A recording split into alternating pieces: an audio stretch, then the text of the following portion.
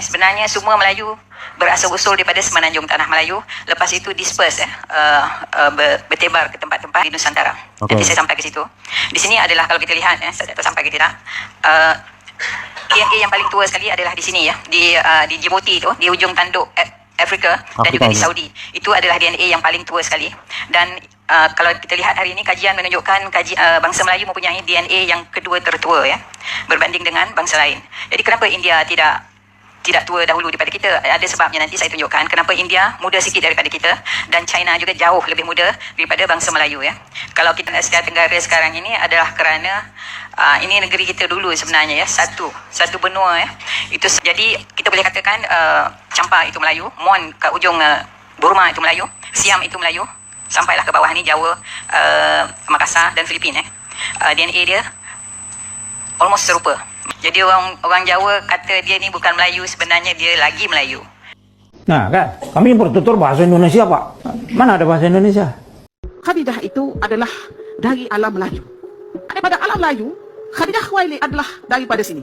Dan kita kena maklum, beliau seorang kaya. Beliau merupakan wanita kaya dan mempunyai perniagaan yang besar. Diminati oleh semua orang di atas dunia ini, iaitu emas. Dan emas tidak ada di bumi Arab. Emas ada di mana, tuan-tuan dan puan? Di tempat kita. Sriwijaya telah membina sebuah candi besar yang bernama Borobudur, dan kita semua tahu Candi Borobudur ialah salah satu pencapaian tinggi peradaban Melayu di zaman itu, iaitu Malay Dash. Malay Dash, negara ilusi. Kau merasa tinggi dan Madani merasa gemilang cahaya. Mu itu hilang dalam gelap, kau berbunyi bernyanyi. Dalam gelap kau bersembunyi, seperti katak dalam sumur. Kau congkak dalam kubur, ditutupi madah kabar indah. Mulut berbau sampah, di balik senyum tersimpan kisah terluka musibah. Malay Dash tanah hayalan, suka menghina, penuh dusta bertebaran, kebenaran tertutupi oleh suara media, manipulasi kerajaan. Mereka angkuh setinggi melangit, namun nyata sebaliknya hidup terhimpit. Tak sadar dunia tertawa melihatnya, negeri tanpa jati diri.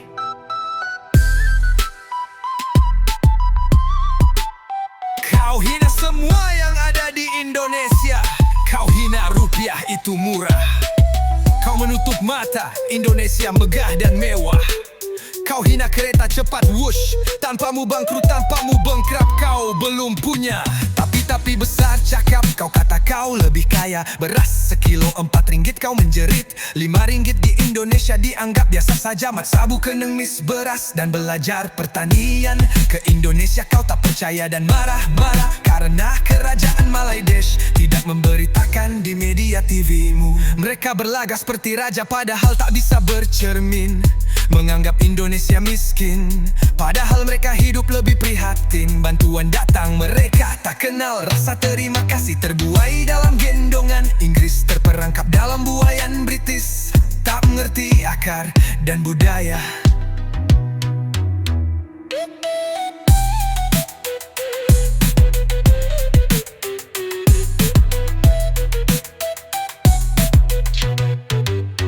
Malay Dash negara penuh hoaks bertaburan. Media berita hoaks senilai 15 ringgit, dipercaya rakyatnya. Kalau cakap selalu setinggi langit, walaupun kenyataannya pahit.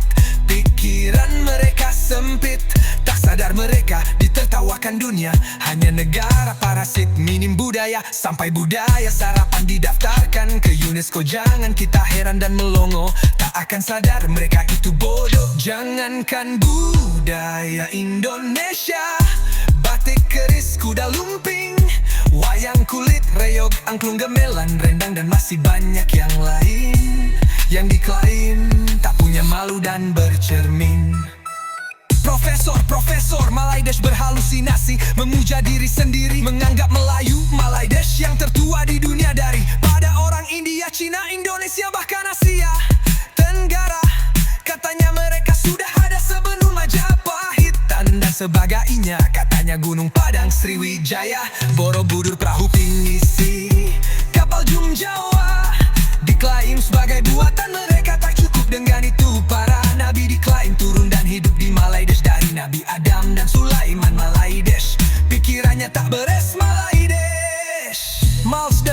dongeng menganggap dirinya Samseng, namun kenyataannya otaknya bleng bleng bleng dan cengeng, tak sadar negaranya tercoreng.